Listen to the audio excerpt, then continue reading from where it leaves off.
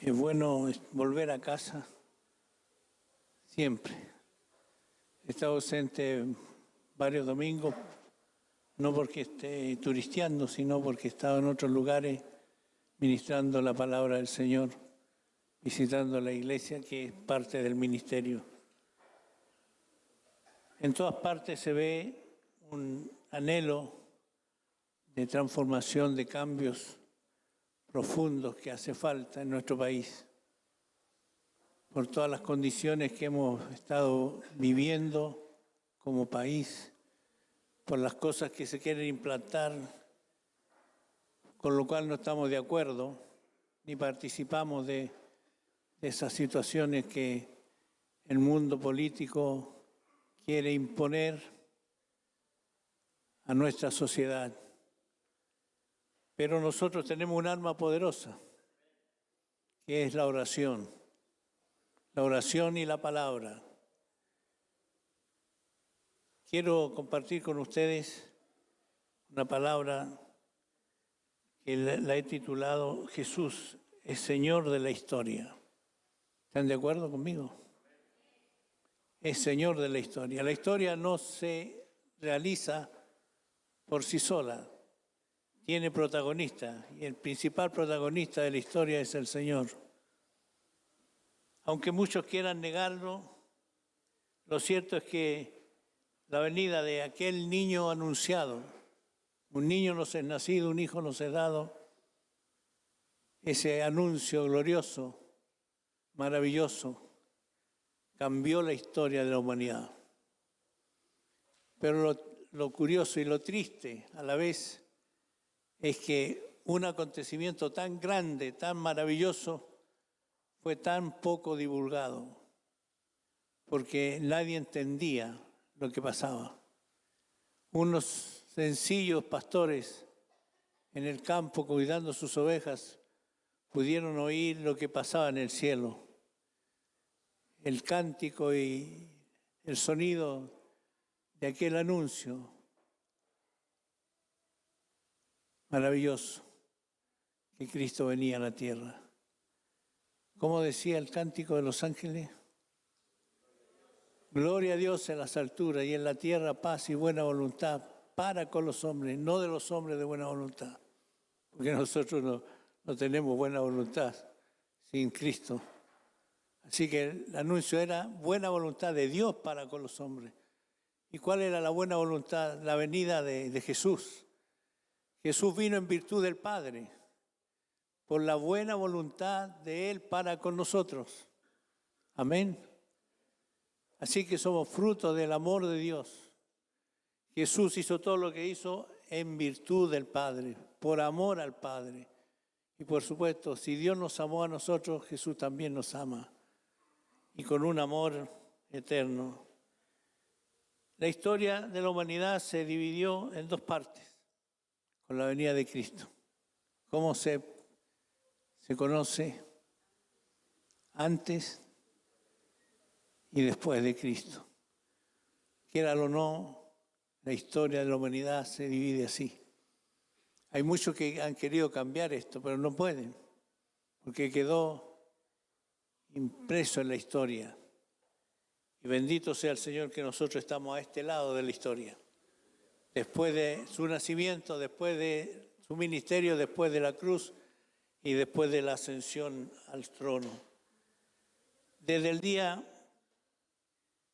que le entregamos nuestra vida al Señor y nos rendimos ante su señorío, todo debe haber cambiado. El Señor es el que controla la historia. En el centro del universo hay un trono y sobre ese trono el Padre sentó a Jesucristo y le dio toda autoridad en el cielo y en la tierra y aún debajo de la tierra. Jesucristo le dio toda autoridad y por eso es que Jesucristo tiene la capacidad de mantener al mundo en el lugar que está. Si Él no gobernara esto, estaría todo arruinado. Les quiero dar una buena noticia. aunque hay muchas malas noticias. El mundo no está a la deriva.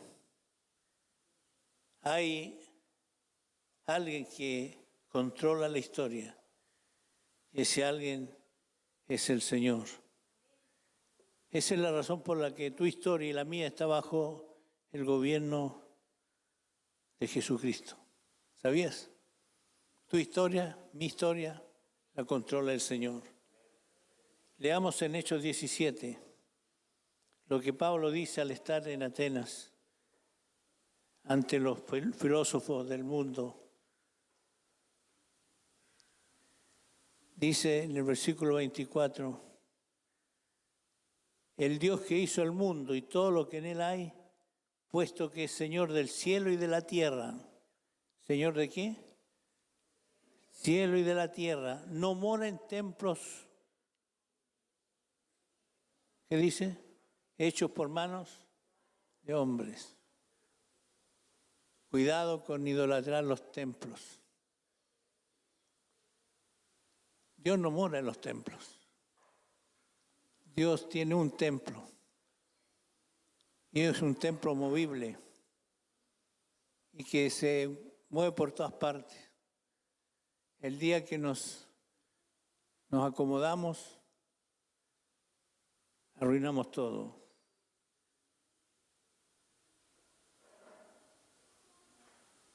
¿Qué más dice la palabra?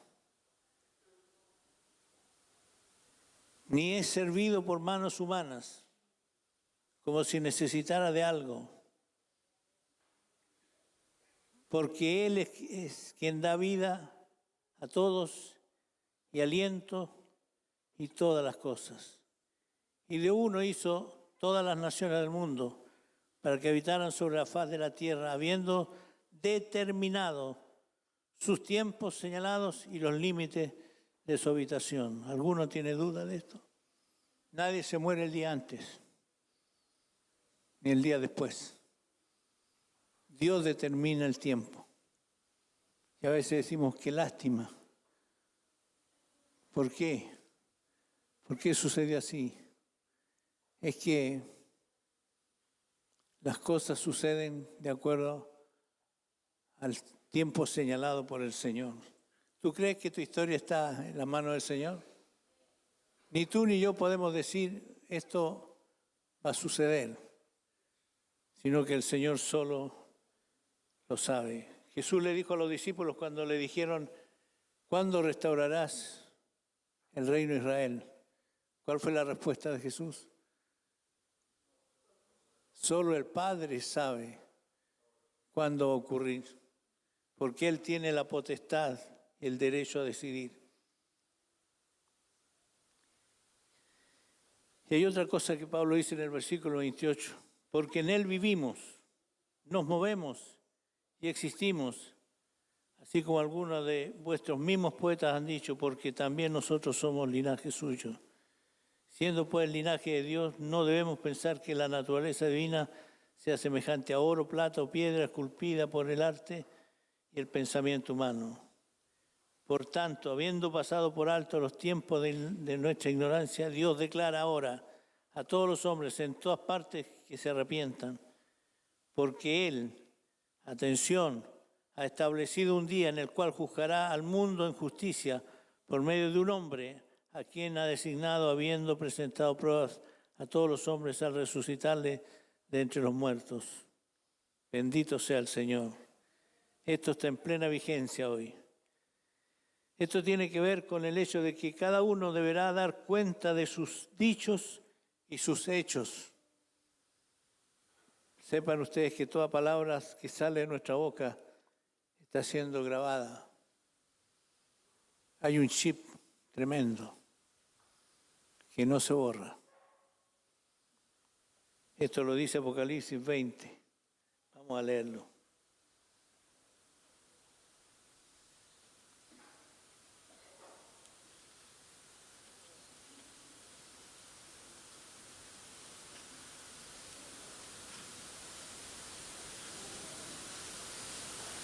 Apocalipsis 20, versículo 11 hasta el 15.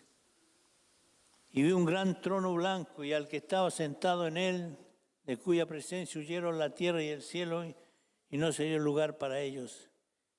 Y vi a los muertos, grandes y pequeños, de pie delante del trono, y los libros fueron abiertos, y otro libro fue abierto, que es el libro de la vida. Fíjense aquí bien, los libros, en plural, los libros fueron abiertos. Y otro libro fue abierto. O sea, aparte de los libros, hay un libro en especial que se llama el libro de la vida, que es el libro de registro de la familia de Dios. Allí fuimos inscritos un día cuando nos arrepentimos y nos bautizamos. Qué bueno saber que tu nombre y mi nombre están escritos allí. Y dice, y los muertos fueron juzgados por lo que estaba escrito en los libros, según sus obras. No crean que si se esconden detrás del poste van a quedar exentos. Y la muerte y el Hades fueron arrojados al lago de fuego. Esta es la muerte segunda.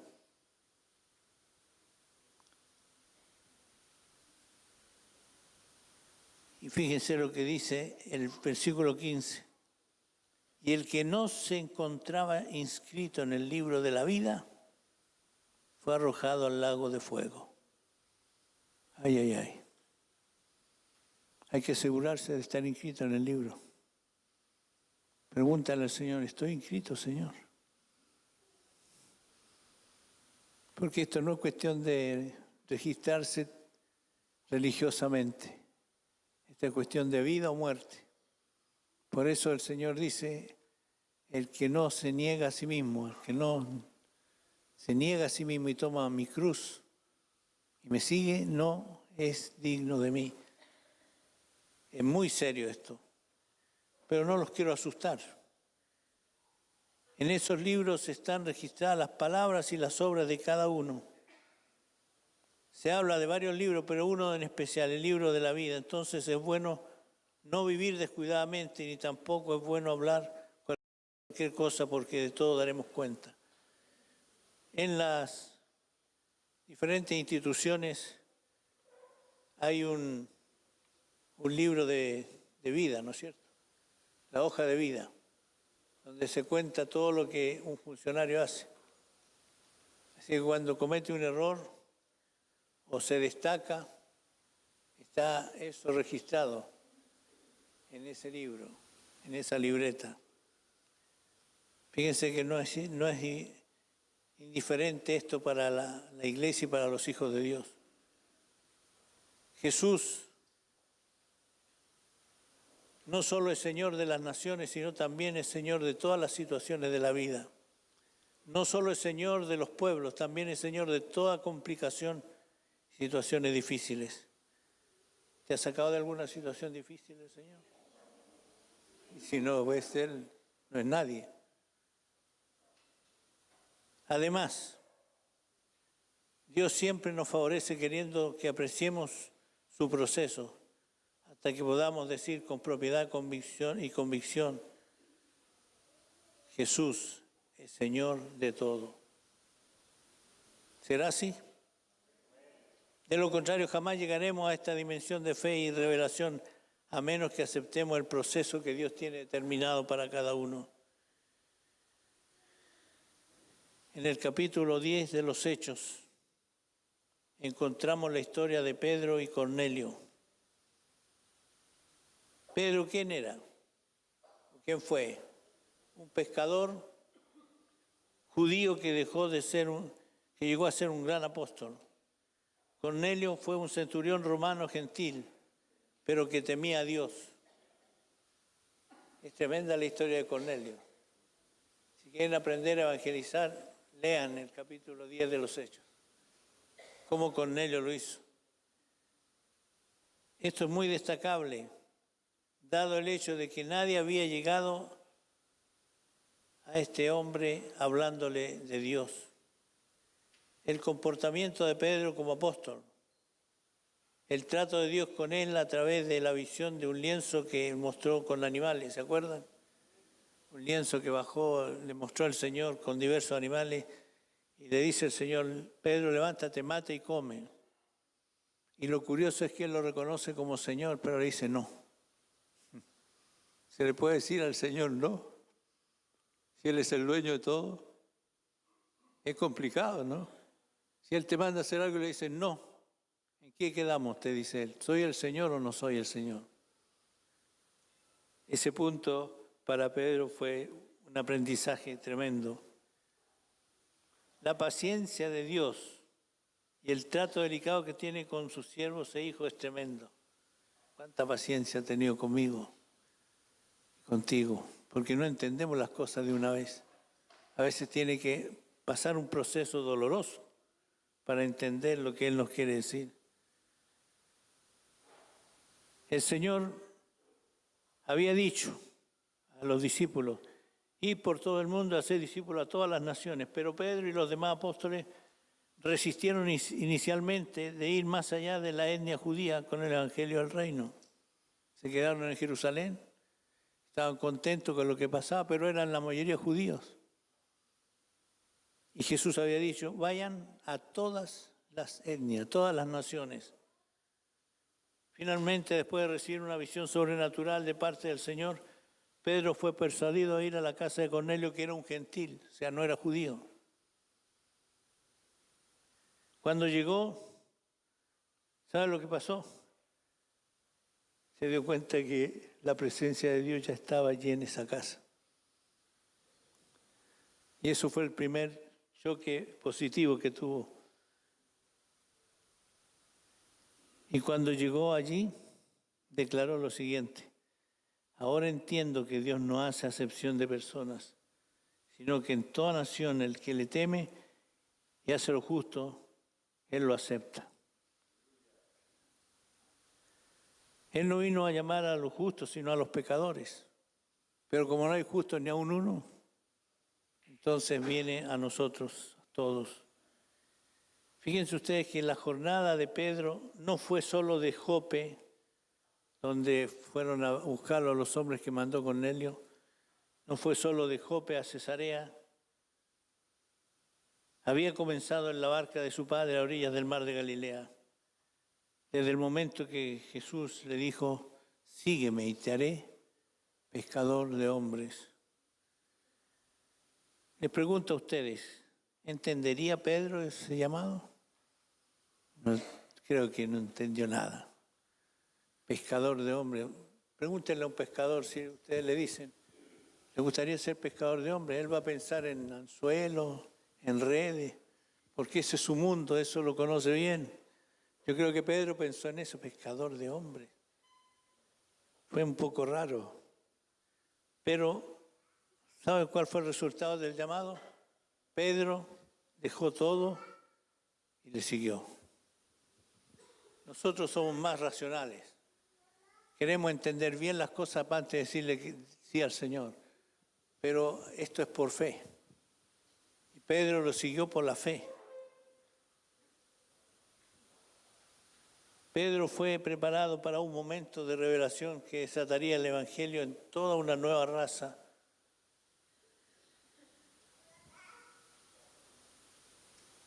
En Mateo 16, 18 y 19, vamos a leer. Si alguno lo encuentra, primero que yo, léalo. Mateo 16, 18 y 19.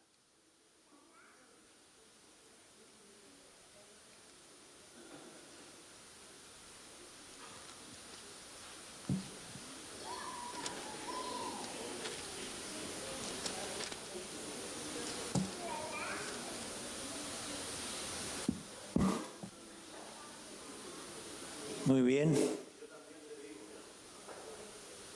Sí, está. ¿Puede leer? Yo también te digo que tú eres Pedro, y sobre esta roca edificaré mi iglesia, y las puertas del Hades no prevalecerán contra ella. Y a ti te daré las llaves del reino de los cielos, y todo lo que atares en la tierra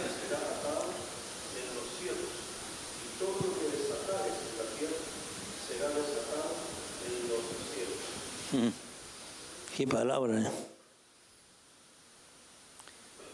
Aquí hay que aclarar bien porque hay unas interpretaciones raras. Cuando Jesús le dice a Pedro, yo también te digo que tú eres Pedro, Petro, que es piedra, sobre esta roca, Petra, que es roca, edificaré mi iglesia. Hay diferencia de tamaño entre una piedra y una roca, ¿no?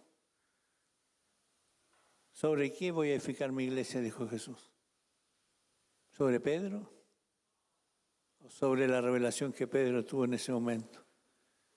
El Cristo, el Hijo del Dios viviente. Tú eres Pedro, una piedra del mismo material de la roca. Vas a estar edificado sobre la roca. Y esto es muy importante entenderlo bien. Bendito sea el Señor, que nuestro fundamento no es algo liviano, sino es Jesucristo, Señor de la historia.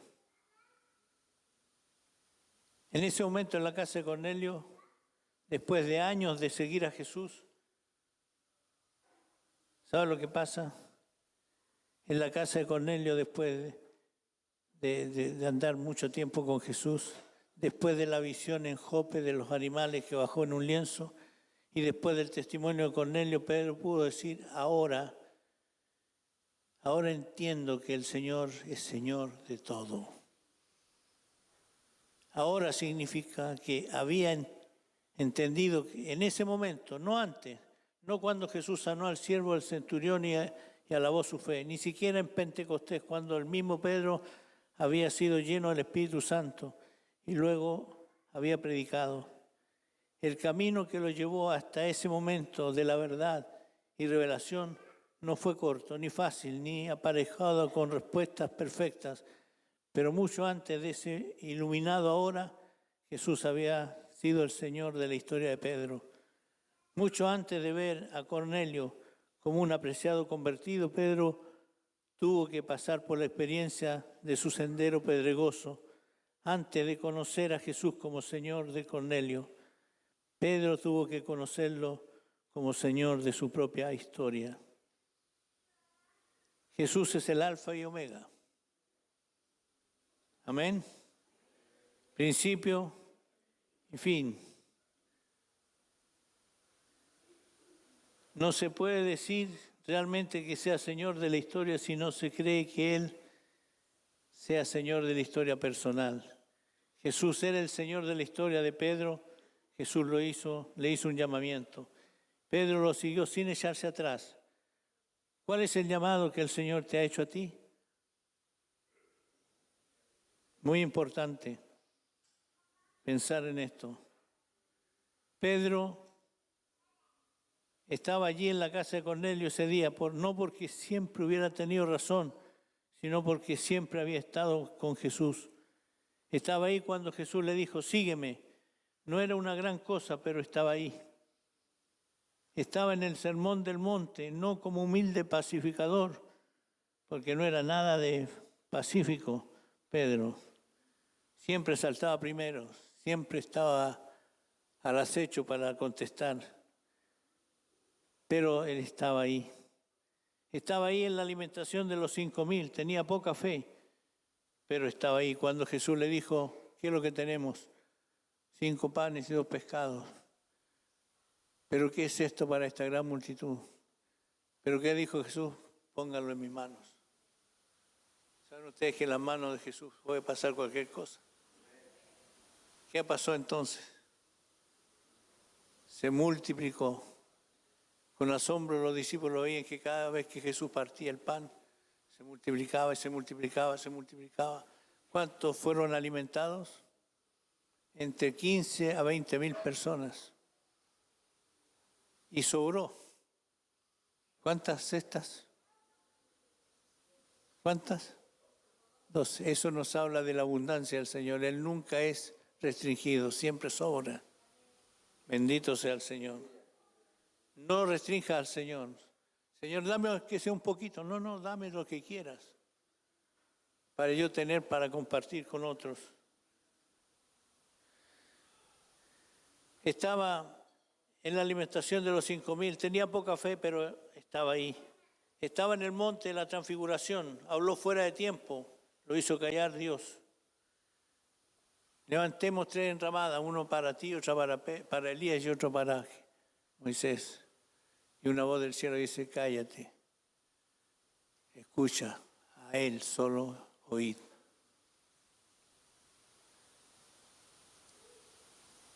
Y ahí estaba Pedro. Estaba ahí en el aposento alto. No quería que le lavara los pies Jesús, pero estaba ahí. Estaba ahí en el huerto de Getsemaní acompañando a Jesús. Se durmió, pero estaba ahí. Estaba ahí cuando tomaron preso a Jesús. Usó su espada incorrectamente. Jesús tuvo que decirle, guarda tu espada, porque no es así la cosa. Igual que nosotros. De repente le cortamos la oreja a alguien y Dios tiene que curarlo. Jesús tomó la oreja, se la puso, lo sanó. ¿Cuántas veces le cortamos la oreja a alguien o herimos a alguien? Y no es la cosa esa. El Señor le dice, guarda tu espada, así no se trabaja en mi reino. Nosotros tenemos una espada terrible. Sáquenla. La lengua. Es terrible la lengua. Puede herir mortalmente, ¿sabían ustedes? Puede herir mortalmente. Así que hay que tener cuidado con esa arma, que la domine el Espíritu Santo. Que la tome y la domine totalmente. Estaba ahí en el juicio de Jesús, mintió, negó, juró, lloró, pero estaba allí. ¿Cuántas veces negó Pedro a Jesús? Jesús le había dicho, pero Pedro se sentía seguro y dice, Jesús no me conoce. Mire los músculos que tengo. Soy hombre de trabajo. Jesús no me conoce. Jesús le dice, Pedro, antes que el gallo cante, me habrán negado 3 veces. Yo creo que Pedro dijo, vamos a ver. Pero no hubo nada que ver. Pedro lo negó, pero estaba allí. Estaba en la crucifixión. La siguió de lejos con mucha aflicción, pero estaba ahí. Yo creo que se retorcijaba de dolor por haber negado a Jesús. Pero estaba ahí. Estaba ahí cuando María anunció la resurrección. Se sorprendió, pero estaba ahí. Estaba ahí en Galilea cuando apareció Jesús y le dolieron las 3 preguntas que le hizo Jesús. Pedro, ¿me amas? Sí, Señor, tú sabes que te amo. Apacienta mis ovejas. Pedro, ¿me amas? Sí, Señor, tú sabes que te amo. Apacienta mis corderos. Pedro, ¿me amas? Tú sabes todas las cosas, Señor. Tú sabes que te amo. Siempre hago esta pregunta. Jesús le hizo esa pregunta a Jesús porque quería desquitarse de las 3 negaciones que hizo Pedro. No, quería simplemente afirmar algo muy importante. La única garantía que yo tengo respecto de lo que tú hagas con mis ovejas es que me ames. Amar las ovejas del Señor es lo que Jesús quería meter en el corazón de Pedro. Estaba ahí en la ascensión y la gran comisión. No entendía plenamente todo lo que estaba pasando, pero estaba ahí en Pentecostés, ebrio de alegría y de poder. Gloria a Dios que estaba ahí. Y estaba ahí en la casa de Cornelio. No era su costumbre, pero estaba ahí. Pedro no siempre tenía la razón, la verdad casi nunca la tenía, pero no se iba. Jesús lo trató fuerte.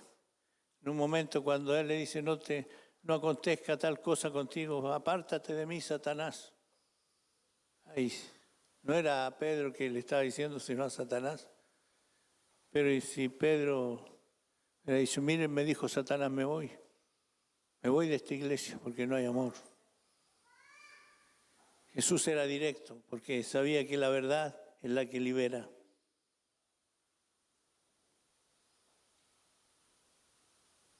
Pero nunca se hubiera rectificado Pedro si nunca hubiera estado ahí con Jesús. Porque estuvo ahí en la casa de Cornelio, pudo decir, ahora entiendo. No se llega a ese ahora entiendo porque se tenga la razón. Se llega allí porque está siempre dispuesto. No se llega allí solo oyendo, se llega allí obedeciendo a Jesús. Si estás ahí con Él, Él te puede enderezar.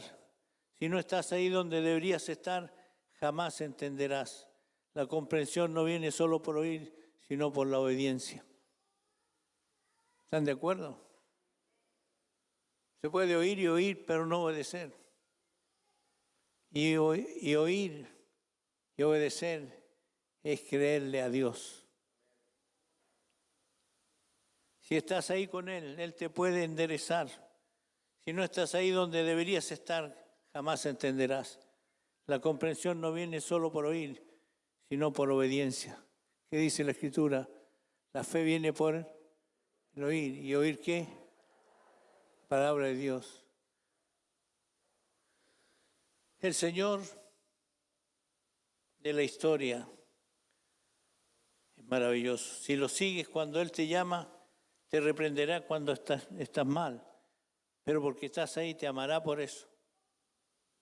Cuando Jesús te reprende, ¿es para mal? Es para bien, es para gloria suya. Te reprenderá cuando estés mal, pero si estás ahí, te amará por eso. Yo prefiero estar en la presencia de Jesús y que me reprenda que no estar ahí. Jesús es el Señor de mi jornada. Le debo mi historia. Tomé el sendero y Él tomó mis pecados. Yo no estaba físicamente en Galilea, ni en el Calvario, ni en la Pascua o Pentecostés, pero en mi propio proceso histórico estaba ahí. En el año 1960, cuando apenas tenía 14 años, Dios me habló a través de un siervo suyo de Noruega en una gran conferencia nacional. Yo estaba allí, no entendí mucho de lo que me dijo ese hombre de Dios. En el año 61, nuevamente el Señor me habló, esta vez por un siervo de Dios venido de Suecia, y me dijo lo mismo que el anterior, y yo estaba ahí. Ese mismo año, en una serie de reuniones que estaba viendo en Concepción, a raíz de la visita de un hombre de Dios de Estados Unidos, que predicó toda una semana del Espíritu Santo, yo fui lleno del Espíritu Santo porque estaba ahí. En el año 62, estando en una sencilla vigilia, el Señor me habló directamente a mí las mismas palabras que me había dicho a través de los hombres que mencioné antes, y yo estaba ahí.